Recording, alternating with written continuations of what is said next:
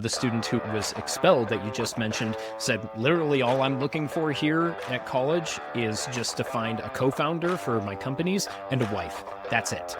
And so, yeah, like maybe you get some relationships out of it because you're there with a bunch of other people who are just acknowledging the fact that it's transactional. But really all you're there for is to just get the check marks, get the little section that you put on your resume that says that you have a degree, and then you move on.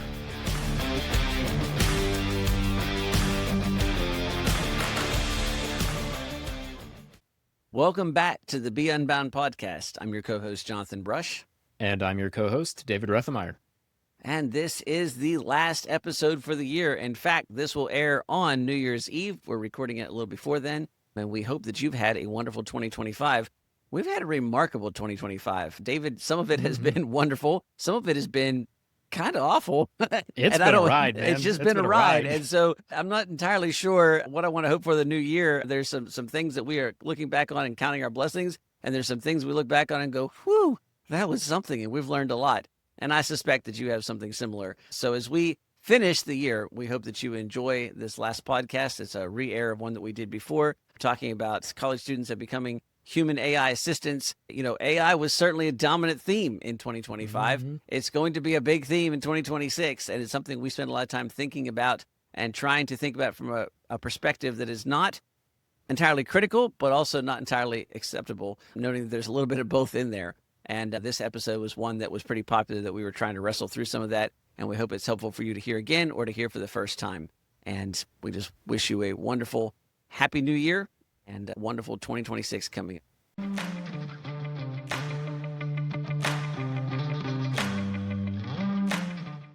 Welcome back to the Be Unbound podcast. I'm your co-host, Jonathan Brush. And I'm your co-host, David Rethemeyer. And we are delighted to be back in the studio. It's been a little gap since we've been here because we've been doing some really fun stuff. We were at Capstone, which is our final live event for the Unbound year, which we might talk about in a separate episode. We had an absolutely fantastic event. The only thing I complain about was it was slightly bittersweet because we have so many great students who are going on to their next thing, which means that we're super proud of them, but we're going to miss them a lot. Mm-hmm. So it's like this kind of weird, it's like a parental thing, right? I mean, they're doing exactly what they're supposed to do. It worked exactly the way we wanted it to. We're so proud of them and so excited to see where they go. And yet we'd really love to see them. You're going off and doing the next thing. That's amazing. But also you're going. And that means you're not here and we don't get to hang out with you. And we have to preach ourselves because we tell our students all the time, you can't live here. And then we say goodbye to them. We're like, darn, we wish you lived here. So anyhow, we just had a really, really great trip. We're in the middle of our travel season. So David and I are about to swap coasts. We're on the same coast now. I just came from California. David's heading to California. And so it's been a fun time. But in the middle of all that, the head of our learning department, Victoria Scherter, who's been on this podcast many times, recently shared an article with our team from the Bookbinder Substack, hilarious Bookbinder Substack, and we'll definitely have the link in the show notes. This is, David, an utterly depressing. I don't know how else to say it. You should definitely, dear listener, read this. This is comments, that's not the comments one, there's that one too, but The Average College Student Today is the name of the Substack article. And it's by a PhD, a philosophy professor. He said he's been a professor for over 30 years. And then he goes on to describe his classroom at what he describes as sort of a run-of-the-mill average state school. I cannot put into words how utterly depressing his analysis of his class is, although it's written fairly by somebody who clearly loves his students and is not, or at least trying hard to battle against being cynical. David, that prompted you to do a lot of additional research and turned up a bunch of articles I've been reading. And so tell us a little bit about what you found. Yeah, well, before we move on too far past that article, just a couple of highlights from that article that I just think are, if anything, going to hopefully make our listeners more likely to go through and read it, because it is worth reading, is that he just breaks down several different categories of how college students today are just massively, massively different than they have been typically. And as you mentioned, Jonathan, he acknowledges at the beginning, like, hey, this is potentially something. I acknowledge that there's a bunch of, people who are just saying, going to point at this and say, oh, this is just an old guy just saying, kids these days. Well, he says that's fair, but also just it's hard to ignore some of these things when there's some of the quotes are, most students are functionally illiterate in that they are not able to just sit down and actually comprehend the meaning behind most modern Pulitzer Prize winning books that are coming out today. It says their writing skills are at the 8th grade level. And he even gives some examples of it, of how when students don't attempt to use AI, how abysmal some of their writing and grammar skills are. And then when they do use AI, it is not too terribly hard to tell that it is AI. And we'll get into AI here in a second, because that's the other main thing we want to talk about. But just the fact that there's chronic absenteeism, they can't sit in a seat for more than 50 minutes without actually being able to use their phone or their laptop. And they want everything summarized, essentially. So it's just this very strong feeling of students are extremely checked out. And this is reinforced even further by this article that I found from New York Magazine called "Rampant AI Cheating is Ruining Education Alarmingly Fast." It's an article by James Walsh, and it is just a potentially even more depressing look at the prevalence. It's almost sickening. I mean, truly, it's at the prevalence of AI in even major universities. Like we're talking about, like there's Ivy League universities in particular. I mean, like you almost singled out Ivy League universities. So. Yeah. There's a very extensive example of a student at Columbia University who, by the way, Columbia University partners with OpenAI, which is just a fascinating thing that the higher education universities are partnering with the technology that is quite likely going to be a significant portion of their downfall, which I just think is fascinating. And it just goes on, and there's so many examples of how students are just talking about how even the students who are more hesitant to just blatantly use AI, and they enjoy writing, they say, well, but even then, it's hard to not use AI when it just makes so much of the busy work and the hard, like, assignments so much easier. And it's just hard to look at this. And especially when there are multiple examples of teachers who are just saying, I just can't wait until I retire and just be out of this education environment where I don't have to deal with AI anymore, and teach students who are using it. Yeah, I think, the picture that's presented by both of these is that in the first article, there's a picture of a broad section of the student populace that is totally unprepared to academically perform at the school, but maybe more terrifying, has zero interest in doing it. One of his biggest indictments here is he said that it's a transactional situation. That the quote here is, the average student is seeing college as basically transactional. For as long as I've been doing this, they go through the motions and maybe learn something along the way, but it's all in service to the only conception of the good life they can imagine, a job with middle-class wages. And so that's, that's not news to us. That was part of the reason I fled traditional higher education coming on 15 years ago, because I saw some of this, but the scale of it is pretty stunning. And then you combine that with the second article that David talks about that basically states that students think not using AI to cheat on almost every conceivable part of college is insane. Now, to be fair to Columbia, they did suspend and then I think expel the student in question. But this student was blatantly cheating on everything with AI. And basically, the reporter went through and interviewed a bunch of students and could find none of them who really could come up with an excuse for why they wouldn't want to use AI to cheat on all their assignments. And then you have professors basically saying that this is an almost impossible defense to try to clean this up. So I think, David, you and I were talking, and things that struck me was that I had two kind of simultaneous back-to-back thoughts here. And before we go into this, I want our listeners to understand there is a danger here that this will sound like a sort of self-centered bragging or a reflection on Unbound. It is not a bragging or reflection. What is a reflection? It's not a bragging. I'm not using it as a poster child here for, why you should do Unbound against other colleges. I'd be happy to make that argument, but that's not my point here. But there's something that is really stunning here that I can't quite figure out.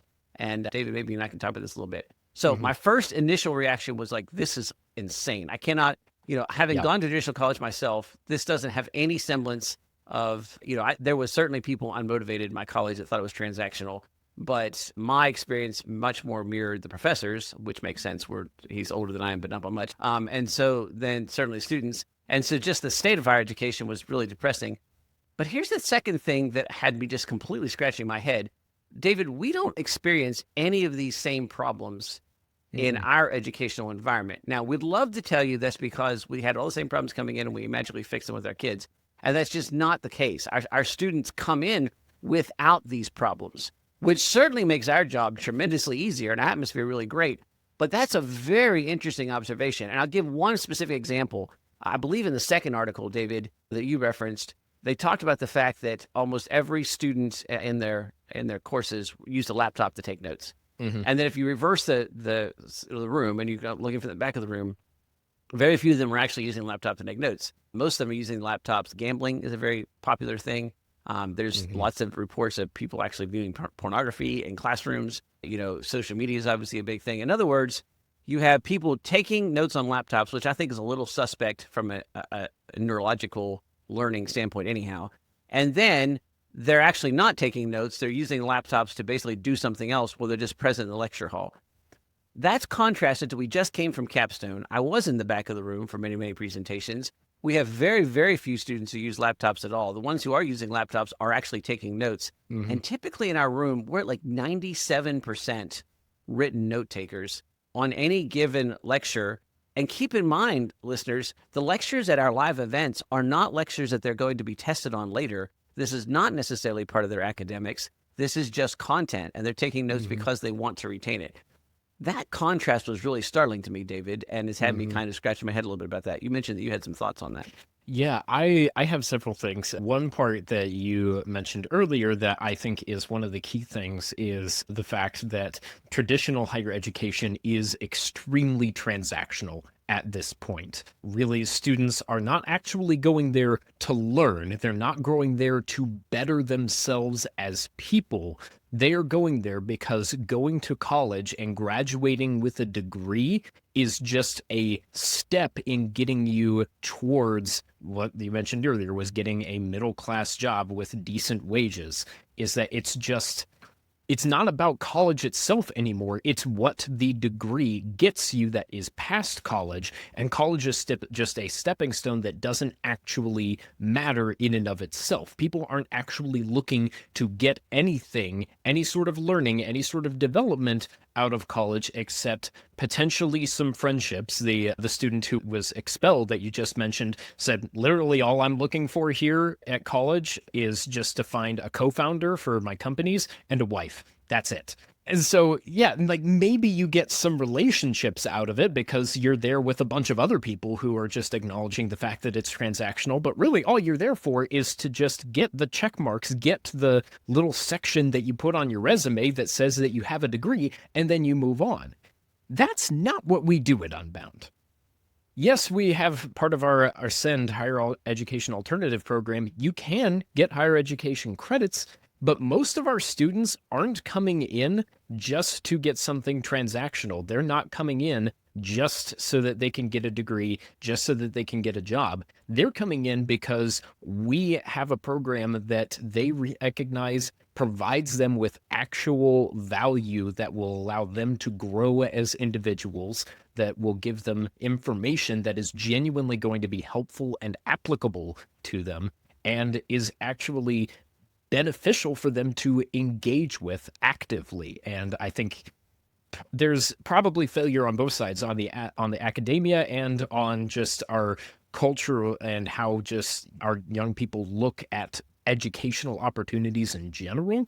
But I think that just in this particular situation, it just goes to show how much trust has been lost in our higher education institutions, in that even in Ivy League universities like Columbia, students don't trust them to give them valuable information. Students don't trust them to help them to grow to be better, more well rounded, more career prepared people. They only trust them to give them a degree that is more likely to get them a job. Well, they think it's more likely to get them the job. Yeah, I think that the real tragedy here is the lack of purpose of these institutions. We can trace this, Mhm. and this is stuff that we've been talking about for years, and it's not original to us by any means. But you can trace this back to a post World War II GI Bill world where the government came into heavily subsidizing higher education. Higher education has used those dollars primarily to bring in more dollars, not necessarily to increase their academic quality, which is a Mhm. fairly human reaction. And so you have a lot of dollars going. There's some wild examples of schools that have more administrators than students, and other kinds of crazy things like that. And so you have this kind of weird rotating wheel, but it all was predicated on this idea that a college degree was a rare enough and valuable enough credential that it actually did give you an entrance to the job market. We've spent a lot of time talking even on this podcast of how that's just a dead idea. Mhm. There's just no evidence for that whatsoever. And in fact, you would read these articles and you would say the last person I would want to hire would be a college graduate because it's likely. And here's the wild thing, you know, if the AI cheating use is as rampant on all college campuses as it is on these Ivy League campuses that this reporter was talking about, you actually have a situation where if you sent a child to college, and I'm an employer, right? So I'm looking at this and I'm going, so basically you're telling me that any person that I would want to hire that has a traditional degree almost certainly was saturated in an environment where all of their peers told them that the only way to actually be successful was to use AI to cheat. And so there's very little chance that I don't have somebody who's already had it inculcated into them to A, use AI to do the thinking for them so they don't have original thinking, and B, to do that in a ethically suspect way. So they're already compromised. In other words, they spent 4 years of almost certainly being indoctrinated and compromised ethically. And now that I'm trying to employ them. That's the Mhm. part that I'm finding quite fascinating in a sort of dark type of way, which is, we're now looking at a situation where going to a college is likely institutionalizing students in such a way as to kill and actually disrupt and destroy the kind of values that colleges reportedly instilling in their Yeah, yeah. Well, students. even in the New York Magazine article itself, I'm just going to read this quote here. That this is Professor Jane, a computer science lecturer at Berkeley, has been using these questions to attempt to reason with his students. If you're handing in AI work, he tells them, you're not actually anything different than a human assistant to an artificial intelligence engine. And that makes you very easily replaceable. Why would you keep anyone around? And that's not theoretical. The COO of a tech research firm just recently asked Jane, this professor, why he needed programmers any longer, which is just a complete 180 of the conventional wisdom that has come up over the last 10, 15 years of, oh, go into software development, go into computer programming. There's going to be jobs like that forever. Now is just because of the fact that what's interesting is now the question is, can we actually get real programmers, or are we going to just be getting people who know how to prompt chat GPT for Well, programming? but there's an idea before that that's even more important, and this is maybe the crux of what we're trying to say here, is that, okay, so it may be true that artificial intelligence now can program Hmm. for programmers are necessary. I don't know that's rough if you're a programmer, but I don't know if the grand scheme of things, if that means that a lot of people didn't have to learn a lot of redundant and difficult and sometimes tedious code, if that's necessarily a bad thing, if we also set that to an AI. The problem here is that if you go to a traditional college, you'll be trained in such a way that you are, to David's words, quoting from the article here, you are the a human assistant to an AI. Hmm. The question is, who's the person who's going to be using their intellect and curiosity and intelligence to figure out what programs the AI should be developing? It won't be the people that went to a school that spent all their time being the assistant to the AI. And Hmm. that's something that's really, really interesting to look at. Because what are they going to do? They're just going to ask AI to prompt them for what sort of AI development should be next. If you're listening to this, you may not use AI a lot, but I have a suspicion based on my own personal failings that you likely watch YouTube. And if you start to watch YouTube a little bit, you'll start to watch YouTube a lot bit. And if you start to watch YouTube after a while, I find that what happens is that instead of going to YouTube with a curiosity, I'd like to learn about this, I tend to view what the algorithm sends me, and I become a receptor rather than a creator. Like I'm recreationally using the viewing that comes in. I'm not using YouTube as this phenomenal source to go to and say, I need to, and I do occasionally, but when I first started watching YouTube, it was like, this is amazing. I've always been curious how this works, and now I can actually watch it and see it, and how amazing is that? And then Hmm. after a little addiction sits in, it's like, well, I'll click on this. Oh, 3 minutes, that's too long. And so I'm watching more and more 2-minute videos on things that the algorithm thinks I'm interested in, and maybe I am sort of, but they're not really enhancing my life or developing me anyway. The same could be said for somebody who goes through college, is surrounded by people that encourage you to cheat, are surrounded by this complacency, this transactional nature, so that professors who try can't because the overwhelming majority of their students are not interested in learning. And so you've got a really bad poisonous environment. And then you're going to come out into the workplace, A, with not any skills, but worse, without any of the real development that allow you to do the kind of deep thinking that now AI can help make possible. So here's the tragedy, right? AI, I can't program, but a world is coming soon where it's quite possible that I could develop software because I can have these great ideas and then get AI to write the code for me. But we're producing people who aren't capable of having the ideas, even though something's out there to write the code.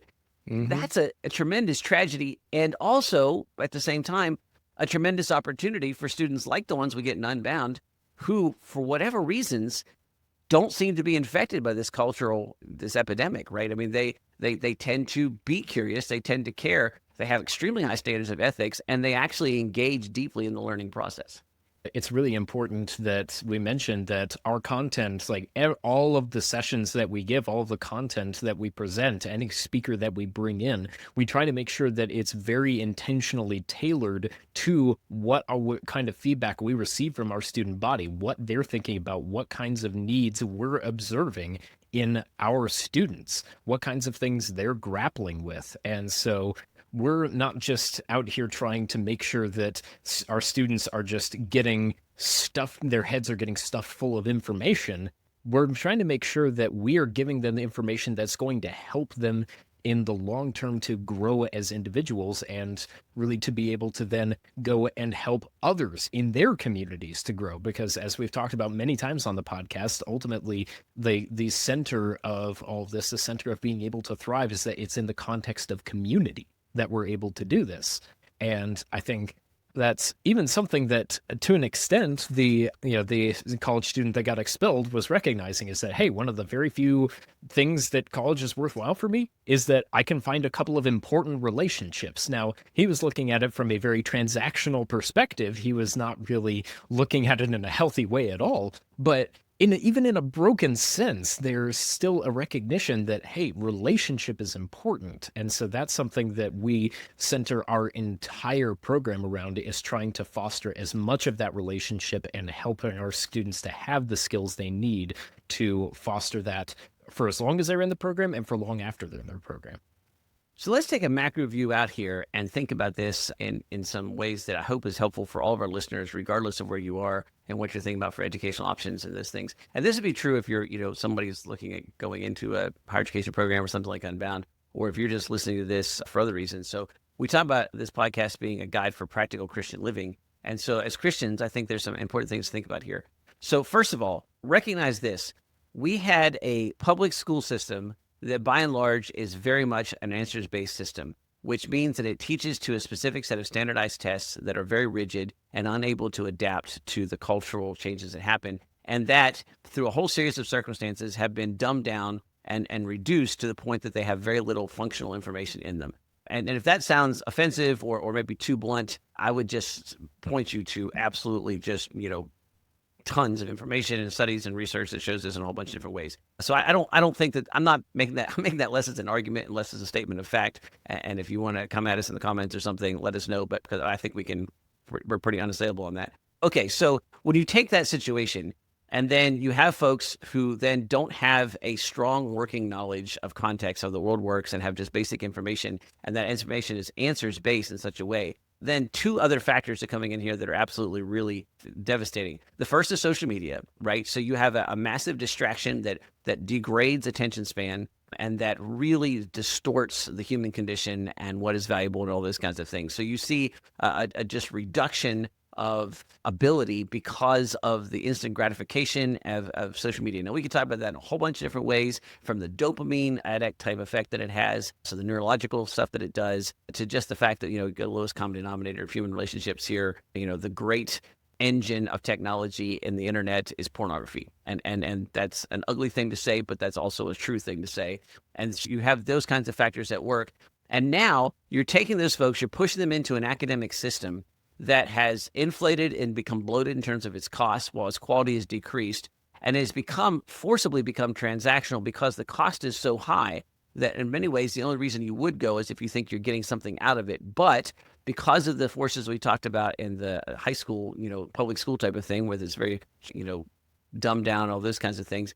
You have a situation where colleges almost are under pressure to pass students and reduce the academic workload that they have because they're charging students such a colossal fee. And so it becomes less of an educational center and more of a degree mill. We need, you paying us this money. We give you this certificate, this certification, this credential, excuse me, and we're going to wrap some experiences around it. You're going to live in a dorm, have some sports, which now are completely corrupted because of gambling and, students making money, all those kinds of things. Is a whole different subject there. And there's less and less quality there. Now, into that cauldron, we just throw this explosive, which is AI. So now you can get the certification that you're paying massive amounts of money for, and you don't really have to do any of the work. All you have to do is feed the information in. And there's this crazy quote in one of these articles where they said, students are now creating their content with AI that they're turning in for their papers and their assignments. And professors are asking, well, if they're not going to work on it, why should I spend all my time grading it? So they're actually finding AIs to grade it. Now, just think about the absolute bizarreness of that. So you've got a bunch of people paying a bunch of money where AIs are actually feeding the information into a professor that's using an AI to feed information back out. Both the professors and the students have become human assistants to the AI, and they're all doing it in IV'd walls that cost, just breathtaking amounts of money. Okay, if that's a dystopian, depressing picture, we didn't invent it. We've observed it, and we've gotten it from these articles.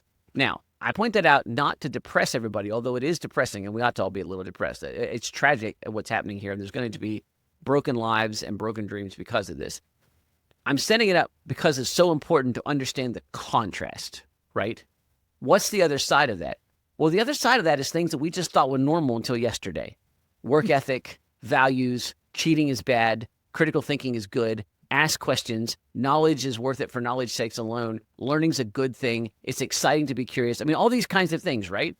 And here's the good news. Those things did not become extinct. They're just as accessible as they were before. But you have to realize that they're not celebrated on a cultural level anymore. So here's the kind of radical challenge I'm pushing out to you. If you want your child to excel, if you want to excel as an individual, if you want to excel as a young person, you're going to have to do things that were normal until yesterday. And in order to do the normal since yesterday things, you're going to have to be radically countercultural. The good news is the payoff is going to be enormous. You are going to rocket to the head of almost anything that you do because you're going to be one of the few people that has real skills and they're not an AI assistant. But it's not going to be easy. You're going to have to pick countercultural things to do.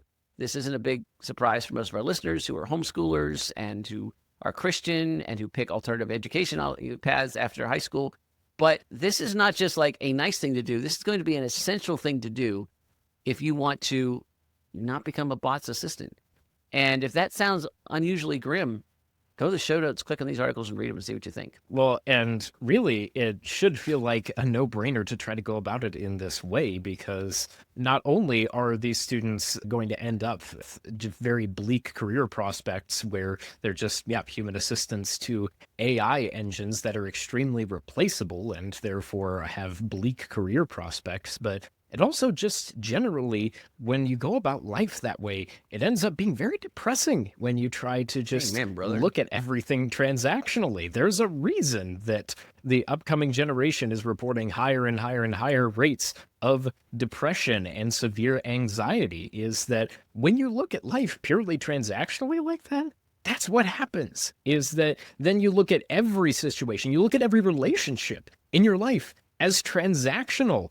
And man, the amount of blessing that you miss out on when you look at other human beings as just a way to get something out of them as a transaction, and you miss out on just the depth of just enjoying other people and the blessing that community is.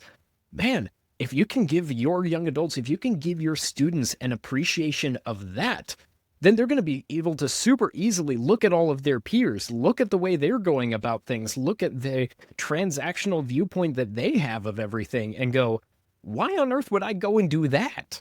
Why would I live life that way? Sure, maybe I have to do things quote unquote the hard way a little bit more often. Maybe I have to work and learn this thing the hard way when I know AI could do it for me just for the sake of learning it.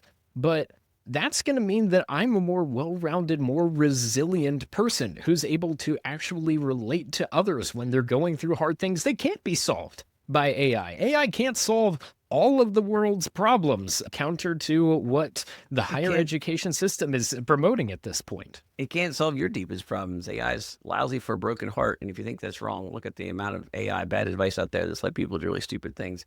I I couldn't agree with you more, David. And I want to leave this on a positive note for our listeners. This is depressing and this is dystopian and this has implications for all of us. And so I don't want to Mhm. downplay that. But I also want to say that a culture's decline is optional for an individual. Now you're going to have to deal with some of the fallout of it, and I'm not saying you can avoid it entirely, but I'm also saying that it is not necessary. It is optional to participate in the bad parts of our culture, and you can exercise not to use that option.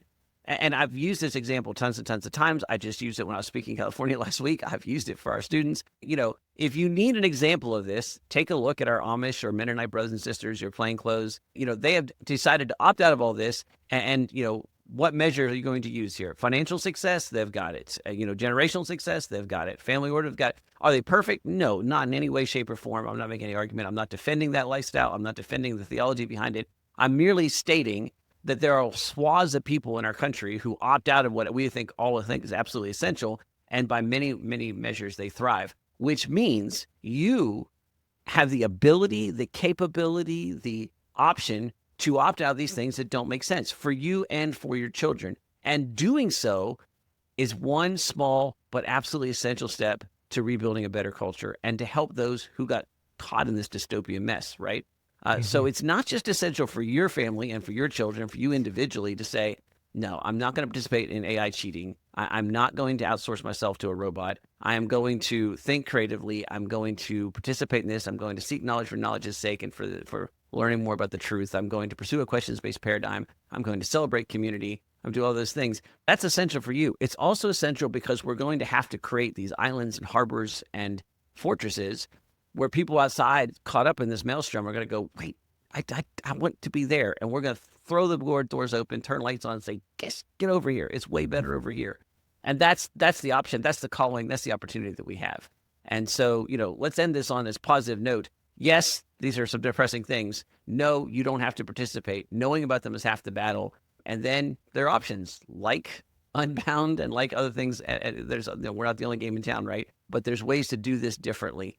And, as evidence, David and I can just point to Capstone, right? We just Mhm. got back from Oh, Capstone. man. Voracious learners, wildly intelligent, curious people, phenomenal community, so much fun to be around, so many shared experiences, so much shared conversation, depth of conversation, development. It's just, it's amazing. And even more so in contrast to what you see every place Yeah. else. The thing that stood out to me the most was just I would say, infectious hope that is That just absolutely. you could not be in that room without feeling that, especially just so much like it permeated. This was something that obviously we as staff try to facilitate, but there's really only so much we can do to just set the students up to be able to have that. And that was just something that you just felt in student conversations as you were hearing some of their stories when they were sharing some of their experiences and the hope that they have found and just how excited they are to share that with each other. And man, if you want some encouragement, just know that we just came back from a place where there was 80 young adults who were all just contagiously excited about how hopeful they were for their future. And if that doesn't make you hopeful, I don't know what will. It's a choice, and it's one you can exercise. And by God's grace and with His strength, we're going to able to do something different. And in doing so, reach out to those who are caught up in some bad ideas who are going to be looking for alternatives in the future. So, thanks so much for coming along on, I think, an important conversation. I really just Mhm. can't encourage you enough. Go to our show notes and read these articles. They're really, really, really important. They're a really important perspective to have. And then, hear us clearly when we're talking about hope and an ability to choose that. There is exciting times and a real need and a real purpose ahead for all of us.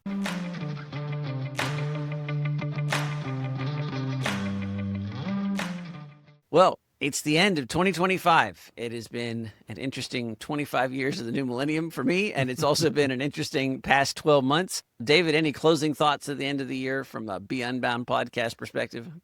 Oh man, it just wanted to say thank you to everyone who has been tuning in consistently. We have had by far the most listeners this year than we've ever had. We have seen some tremendous growth, and we've been really grateful for that. This is something that I think I can speak for both Jonathan and myself and say that this is a part of our work, but in reality, a lot of the times this is one of the things that is involved in our jobs that we just have the most fun with. And it's just fun to sit down for conversations and to think out loud through things and to enjoy that and then to share it with you all and to hear feedback from you guys. And so we will be trying to carry that forward and making the 2026 episodes that we'll be coming out with even better. We are going to be kicking it off with a pretty fantastic guest coming up for next week's episode. You are not going to want to miss out on that. But we hope that we will be following it up with even better and better episodes. And so, again, just thank you all for an amazing 2025. And we will be honored to have you continue listening to us this coming year. You know, we say this sometimes when we speak in live audiences, and we'll say it here as well. There's a tremendous privilege of being in this position that we would record these podcasts and you would listen to them. Honestly, it makes no sense for us to record them if you don't listen to them. And so we're grateful for that. But, you know, from a speaker perspective, from a podcaster perspective, recording these podcasts every week makes David and I have to think about things that are important, and we have to do research on things that are important, and we have to make contacts with people who are important and ask them to come on as guests and try to make sure that we research the topics in such a way that we can bring you something of value. We endeavor to do that, and we hope and pray that it has been of value to you. It has helped you in giving you information and giving you perspective and giving you some ways to really understand things that are true and practically apply those things in your life. But it's also a tremendous advantage for us. It's the pressure point that we need every week to learn, to get better, to dig into things, and to see the numbers grow so much this past year, to have the feedback from many of you who have contacted us and told us what you liked and sometimes what you didn't. That's a tremendous privilege and one that we don't take for granted. So from the bottom of our hearts, we wish you a wonderful new year, and we just give you so much thanks, and we're so grateful for the attention and the time that you gave us in this past year. And as David mentioned, we're endeavoring to make that even better in the year to come, starting with a fantastic guest that we know you're going to like because you've liked it before. So happy new year. Here's to a wonderful 2026. And until we meet again, be unbound.